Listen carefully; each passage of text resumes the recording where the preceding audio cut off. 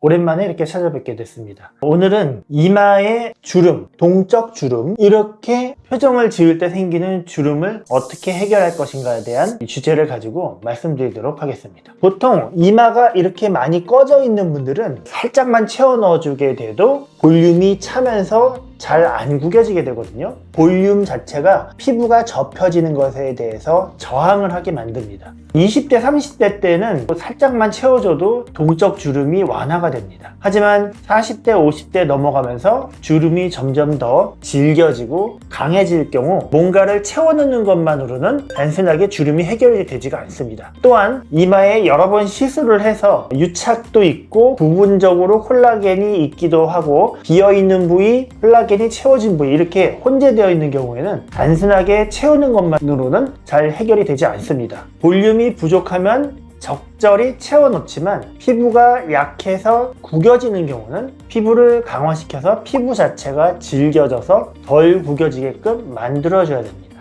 이런 시술에 있어서 가장 좋은 거는 콜라겐 유도제입니다. 예전에는 제가 엘란셀을 많이 썼고요. 지금도 남자분들 이마에 할 때 많이 쓰고 있는데요. 이마에 아테콜이나 엘란셀 둘 다 모두 좋은데 아테콜이 조금 더 비용이 많이 들고 볼륨 효과가 좀 적습니다. 하지만은 붓는다거나 뭔가 울퉁불퉁하게 되거나 이런 게 훨씬 더 적습니다. 필러로 이마를 시술하는 경우 일시적으로 붓기에 의해서 이마 피부가 팽팽하게 돼서 뭔가 개선이 된 것처럼 보이겠지만 그거는 일시적인 효과입니다. 이마의 근육의 움직임에 의해서 이런 강한 근육의 움직임이 반복이 될수록 마치 파도에 의해서 계속 뭔가가 침식작용이 일어나는 것처럼 이 필러는 조금씩 변형되게 되어 있습니다. 필러는 변형이 될 수 있는 젤이거든요. 물론 필러 중에서도 좀 더 강도가 있는 게 있고 소프트한 것이 있는데 결국에는 이런 근육 움직임에 의해서 필러가 조금씩 모양이 뒤틀린다거나 밑으로 약간 좀 처진다거나 그런 문제가 생길 수가 있습니다. 이마 같은 경우는 특히 필러를 맞고 나면은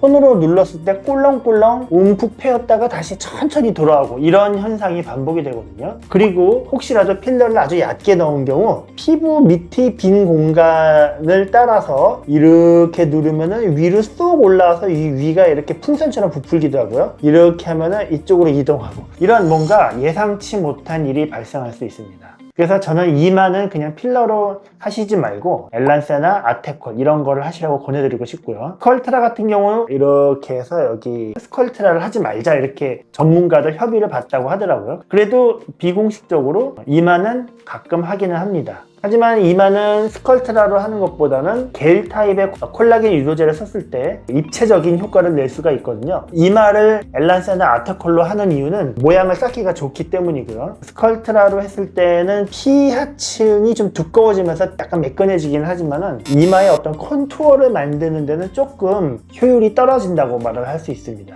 근데 스컬트라로도 이마의 컨투어를 사실 만들려면 만들 수 있죠. 왜냐면은 넓게 깔아주고 그 다음에 그 위층은 한 층 더 깔아주고 이렇게 여러 층을 겹겹이 쌓아주게 되면은 결국에는 이렇게 컨투어를 만들 수가 있습니다. 이마를 아테콜로 시술을 2번에 걸쳐서 한 사람이 있습니다. 처음에 6개, 그 다음에 4개에서 총 10개의 아테콜이 들어갔고요. 이거는 비용으로 따지더라도 굉장한 고가의 시술입니다. 그런데 효과가 오래가고 안전하기 때문에 많이 추천을 드리고 있습니다. 그 과정을 여러분들께 보여드리도록 하겠습니다.